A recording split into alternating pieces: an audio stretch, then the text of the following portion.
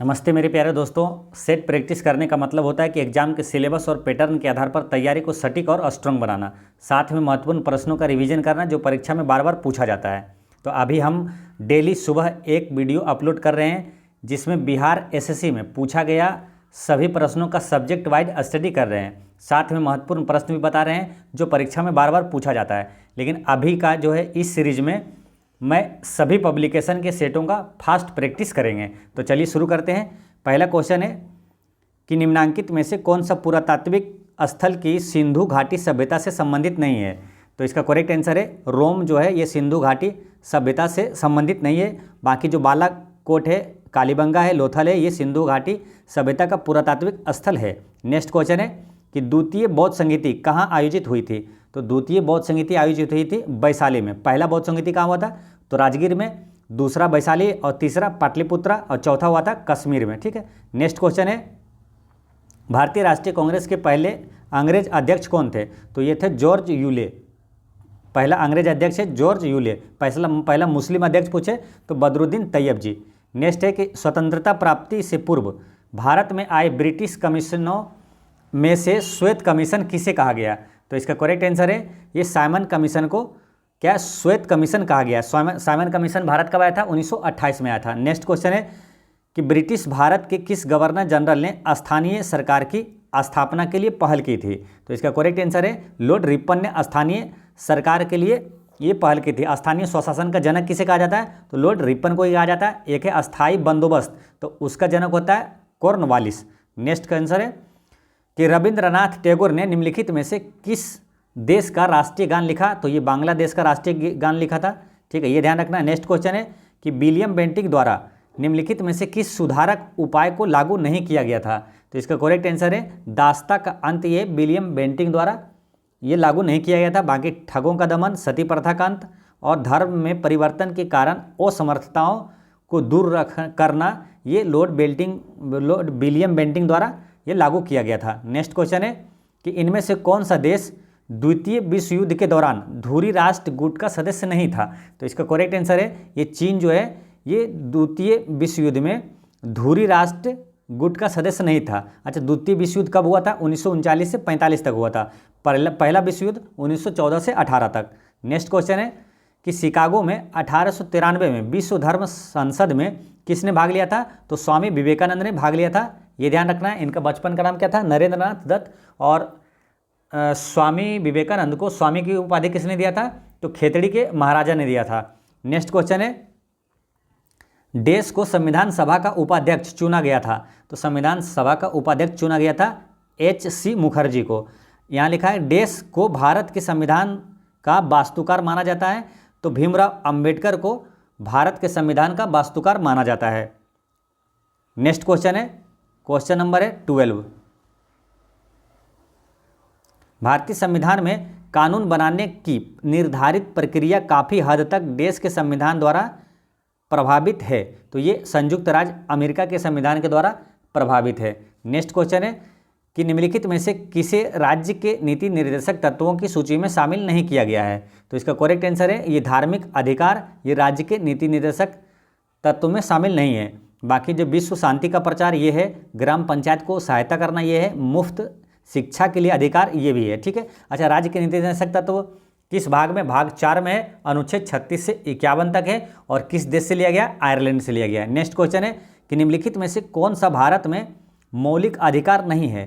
तो इसमें मौलिक अधिकार नहीं है। ये जो काम करने का अधिकार ये मौलिक अधिकार नहीं है। बाकी समानता का अधिकार, शिक्षा का अधिकार और धार्मिक स्वतंत्रता का अधिकार ये मौलिक अधिकार है। मौलिक अधिकार भाग 3 में है और अनुच्छेद कितना में है 12 से 35 तक है और कहाँ से लिया गया अमेरिका से। नेक्स्ट क्वेश्चन है कि भारत का प्रधानमंत्री बनने के लिए न्यूनतम आयु क्या है। तो प्रधानमंत्री बनने के लिए न्यूनतम आयु 25 वर्ष, यानी कि लोकसभा सदस्य बनने के लिए आयु कितना है 25 वर्ष है और राज्यसभा सदस्य बनने के लिए आयु कितना है न्यूनतम आयु 30 वर्ष होता है। नेक्स्ट क्वेश्चन है कि लोकसभा का प्रथम अधिवेशन किस वर्ष आयोजित किया गया था। तो ये पहला अधिवेशन हुआ था 1952 में। 1952 से 4 इंपोर्टेंट क्वेश्चन याद रखना है जो कि एग्जाम में बार बार पूछा जाता है। जैसे लोकसभा का गठन कब हुआ 1952 में, राज्यसभा का गठन 1952 में, राष्ट्रीय विकास परिषद का गठन कब हुआ 1952 में हुआ और सामुदायिक विकास कार्यक्रम की शुरुआत कब हुआ तो 1952 में हुआ था। नेक्स्ट है कि नगर निगम का अध्यक्ष कौन होता है। तो नगर निगम का अध्यक्ष कौन होता है? इसमें महापौर होता है ना। इसका आंसर हो गया ऑप्शन नंबर ए। और पहली महिला लोकसभा अध्यक्ष कौन थी? तो मीरा कुमार थी। अच्छा, पहला लोकसभा अध्यक्ष कौन था? तो वो जीबी मावलंकर था। अब वर्तमान में कौन है? ओम बिड़ला।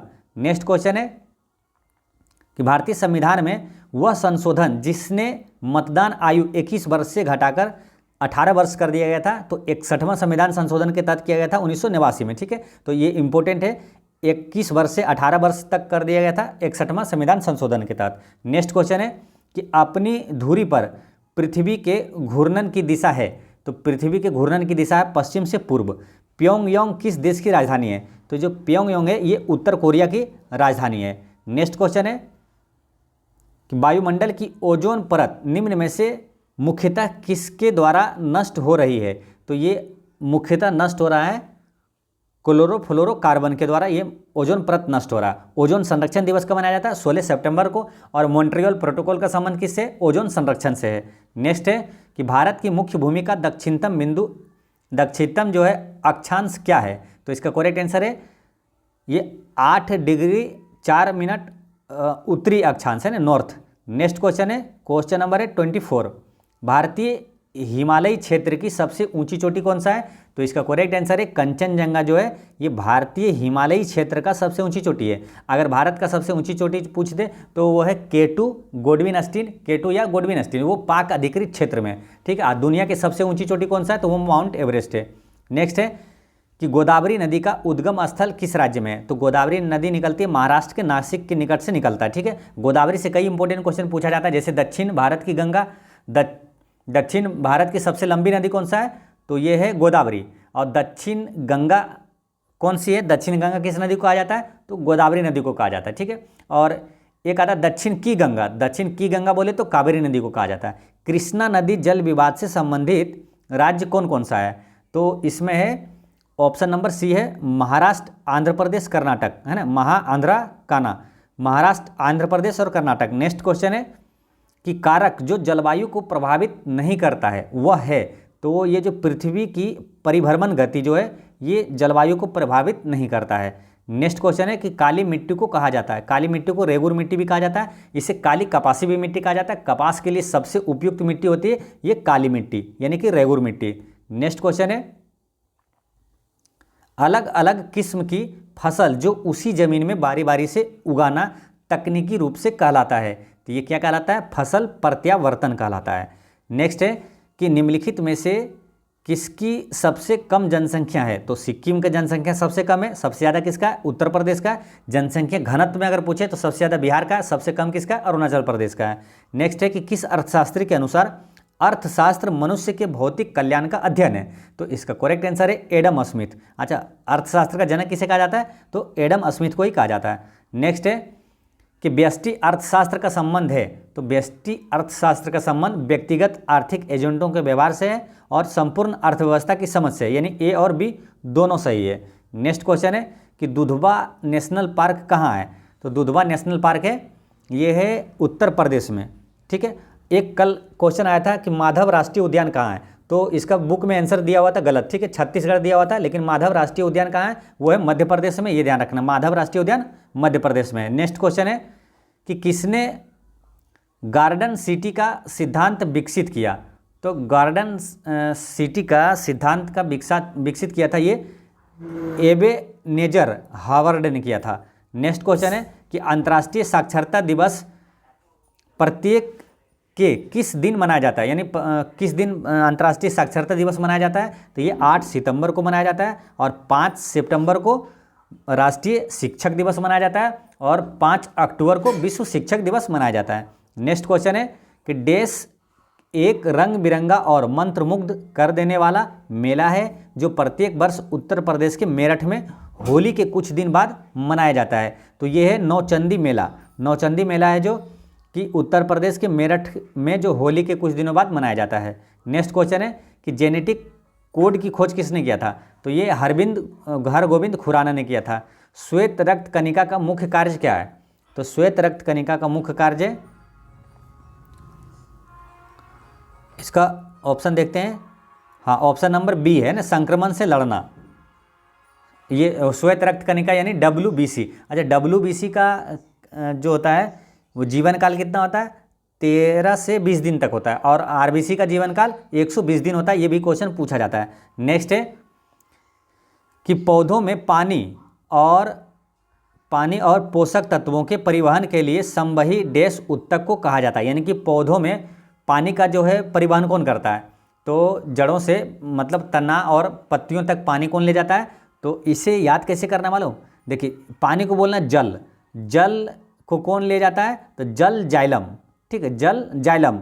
और भोजन को कौन ले जाता है, तो भोजन को क्या आता है इंग्लिश में क्या बोलते हैं, फूड, तो है ना, फूड को कौन ले जाता है, फूड फ्लोएम, फूड फ्लोएम। तो ऐसे इसको दोनों को याद कर लेना, जल का वहन करता है जल जाइलम और फूड फ्लोएम।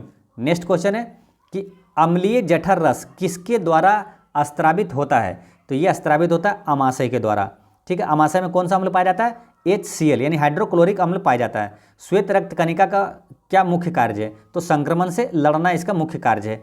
नेक्स्ट क्वेश्चन है प्रत्येक वृक्क किन लाखों छोटी नलिकाओं से बना होता है, तो इसका करेक्ट आंसर है ये नेफ्रॉन से बना होता है, विक्राणु यानी नेफ्रॉन कहा जाता है। यानी सिंपल में अगर क्वेश्चन है आपसे ये भी पूछे तो कि किडनी की इकाई क्या होती है, तो नेफ्रॉन होती है। और इसी तरह का तंत्रिका तंत्र की क्या इकाई क्या होता है, तो न्यूरॉन होता है।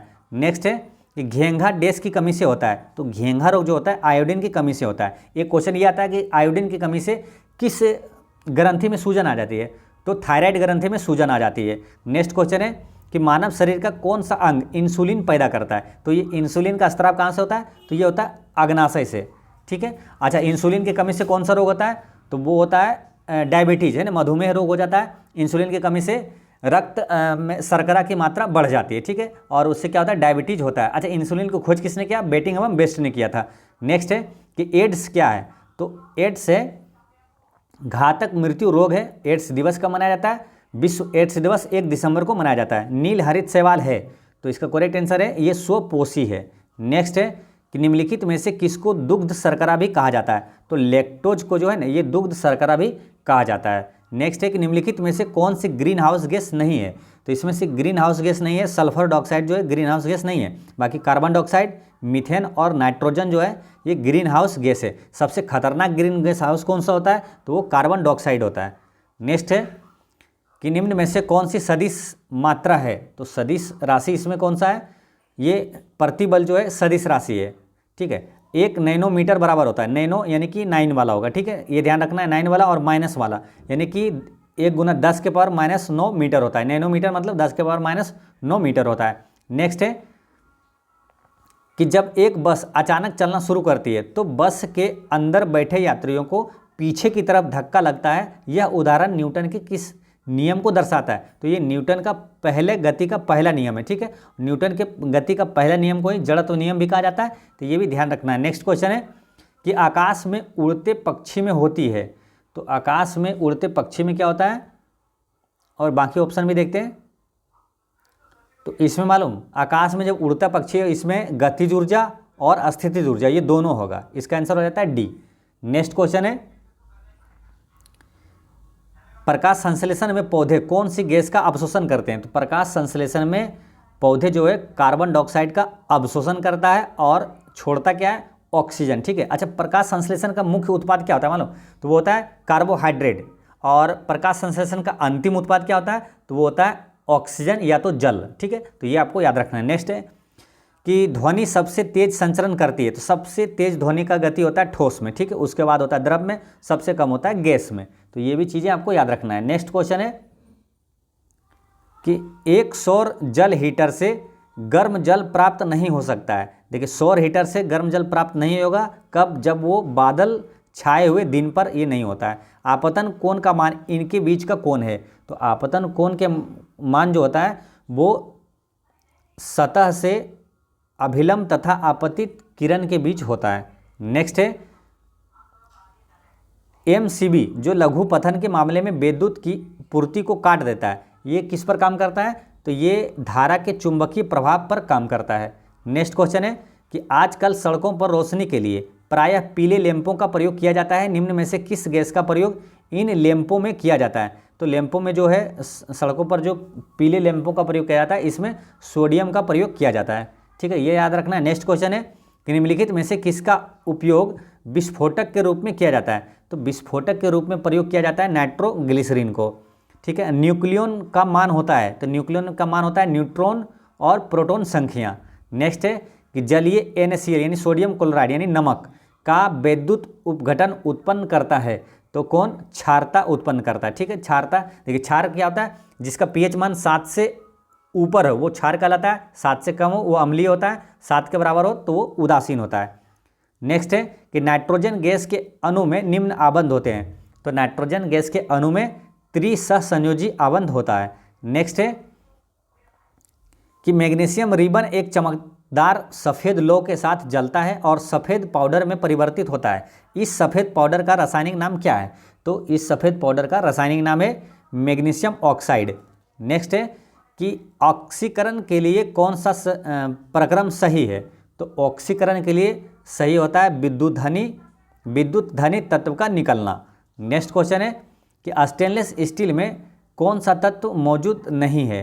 तो स्टेनलेस स्टील में आपका ये आयरन भी होता है, क्रोमियम होता है और निकेल होता है। ठीक है, तो ये टंगस्टन नहीं होता है। नेक्स्ट क्वेश्चन है 66 में पूछा हुआ है कि नाभिकीय रिएक्टर में कौन सी ऊर्जा उत्पन्न होती है? तो नाभिकीय रिएक्टर में नाभिकीय ऊर्जा उत्पन्न होती है। बिहार राज्य की सीमाएं घिरी हुई है, तो कितने? 3 राज्यों की सीमाएं से घिरी हुई है। बिहार राज्य की सीमाएं घिरी हुई है 3 राज्यों द्वारा। कौन? तो कौन सा? यूपी है और झारखंड और बंगाल। नेक्स्ट है कि बिहार के किस कृषि जलवायु क्षेत्र में सबसे अधिक जिले हैं? तो सबसे अधिक जिला है उत्तर पश्चिम में। नेक्स्ट क्वेश्चन है BPCL ने उत्सर्जन को कम करने और किस वर्ष तक अपने शुद्ध शून्य लक्ष्यों को प्राप्त करने के लिए डीजल एथेनॉल मिश्रण विकसित किया है? तो ये किया है 2040 तक। नेक्स्ट क्वेश्चन है कि बांद्रा बरसोबा समुद्री पुल का नाम डैश के नाम पर रखा जाएगा? तो बांद्रा बरसोबा समुद्री पुल का नाम जो है ये वीर सावरकर यानी BD सावरकर के नाम पर रखा जाएगा। दिल्ली सल्तनत का सबसे बड़ा विस्तार किसके शासनकाल में देखा गया? तो दिल्ली सल्तनत का सबसे ज़्यादा विस्तार देखा गया था ये मोहम्मद बिन तुगलक के समय। नेक्स्ट क्वेश्चन है कि निम्नलिखित में से कौन सी नदी की सहायक नदी नहीं है? कृष्णा की सहायक नदी नहीं है, तो कृष्णा की सहायक नदी नहीं है, इसमें मंजीरा। बाकी ये जो घाट प्रभा है, घटप्रभा, मूसी और तुंगभद्रा, ये कृष्णा नदी की सहायक नदी है। इनमें से कौन सी नदी धुआंधार जलप्रपात से संबंधित है? तो ये नर्मदा नदी है, ये धुआं जलप्रपात से संबंधित है। नर्मदा नदी पर ये धुआंधार जलप्रपात है। नेक्स्ट है कि निम्नलिखित में से कौन सा मानव निर्मित रेशे का उदाहरण है? तो रेयन जो है ये पहला मानव निर्मित रेशे का उदाहरण है ये। नेक्स्ट है कि निम्नलिखित में से कौन सी खरीफ की फसल नहीं है? तो खरीफ की फसल नहीं है गेहूं, क्योंकि गेहूं जो है ये रबी की फसल है। नेक्स्ट है राजा राम मोहन राय के विचारों के प्रचार प्रसार के लिए तत्वबोधिनी सभा की स्थापना इनमें से किसने की थी? तो इसका करेक्ट आंसर है ये देवेंद्र नाथ टैगोर ने तत्वबोधिनी सभा की स्थापना किया था। नेक्स्ट है भारत के इनमें से किस बंदरगाह का नाम बदलकर दीनदयाल बंदरगाह रखा गया है? तो इसमें से दीनदयाल बंदरगाह किसका नाम रखा गया है? तो कांडला बंदरगाह का नाम है ना दीनदयाल बंदरगाह रख दिया गया। ठीक है, इस टाइप के क्वेश्चन पूछा जाता है, काफ़ी इंपॉर्टेंट है। रेलवे NTPC में क्वेश्चन आया था कि किस बंदरगाह का नाम पंडित जवाहरलाल नेहरू का नाम पे रखा गया है? तो नोहाबा सोबा बंदरगाह जो कि महाराष्ट्र में है उसका नाम पंडित जवाहरलाल नेहरू के नाम पे रखा गया है। नेक्स्ट है कि राष्ट्रीय प्रौद्योगिकी दिवस प्रतिवर्ष देश की स्मृति में मनाया जाता है? तो ये पोखरण 2 की स्मृति में मनाया जाता है राष्ट्रीय प्रौद्योगिकी दिवस। अब राष्ट्रीय प्रौद्योगिकी दिवस कब मनाया जाता है? तो 11 मई को मनाया जाता है। भारत सरकार ने राष्ट्रीय किसान नीति को मंजूरी कब प्रदान की थी? तो 2007 में प्रदान की थी। नेक्स्ट है कि इनमें से किसने मौर्य प्रशासन में अध्यक्षों को विभिन्न विभागों के अधीक्षकों के रूप में उल्लेखित किया था? तो कौटिल्य ने किया था। कौटिल्य को विष्णुगुप्त या चाणक्य भी कहा जाता है। नेक्स्ट क्वेश्चन है कि the general theory of employment interest and money के लेखक कौन थे, जिसने अर्थशास्त्र की एक अलग शाखा के रूप में मैक्रो इकोनॉमिक्स की नींव रखी? तो इसका आंसर क्या होगा? ऑप्शन देखते हैं पहले 81 का, तो इसका आंसर हो जाता है जॉन मेनार्ड कीनेस। नेक्स्ट है कि महात्मा गांधी ने किस अधिनियम के विरोध में लोगों से 6 अप्रैल 1919 को एक दिन के लिए अहिंसक विरोध दर्शाने को कहा था? तो ये रॉलेट एक्ट के विरोध में कहा था। रॉलेट एक्ट भारत कब आया था? 1919 में। नेक्स्ट है कि किस संविधान संशोधन को मिनी संविधान के नाम से जाना जाता है, जिसके तहत स्वर्ण सिंह समिति के सिफारिशों को लागू किया गया था। तो 42वां संविधान संशोधन को मिनी संविधान कहा जाता है। 42वां संविधान संशोधन के तहत ही क्या मौलिक कर्तव्य को जोड़ा गया। ठीक है, अब एक क्वेश्चन ऐसे आ जाता है कि मौलिक कर्तव्य को किस समिति की अनुशंसा पर यानी सिफारिश पर जोड़ा गया था, तो ये स्वर्ण सिंह समिति के सिफारिश पर जोड़ा गया था, ये भी ध्यान रखना है। और प्रस्तावना में समाजवादी, धर्मनिरपेक्ष और अखंडता शब्द किस संविधान संशोधन के तहत जोड़ा गया था, तो 42वां संविधान संशोधन के तहत ही जोड़ा गया था। नेक्स्ट है कि 5 मार्च 2019 को शुरू हुई प्रधानमंत्री श्रम योगी मानधन योजना का लक्ष्य किसे लाभान्वित करना है, तो इसका करेक्ट आंसर है असंगठित क्षेत्र के श्रमिकों को लाभान्वित करना है। भारत के चौथे राष्ट्रपति कौन थे, तो इसका करेक्ट आंसर है भारत के चौथे राष्ट्रपति थे बीबी गिरी, है ना, बराह गिरी वेंकट गिरी चौथे राष्ट्रपति थे। पहला राष्ट्रपति कौन थे, डॉक्टर राजेंद्र प्रसाद। तो दोस्तों इस तरह से सेट 2 का जीके जीएस का पूरा क्वेश्चन होता है समाप्त। मिलते हैं नेक्स्ट वीडियो में, पढ़ते रहे।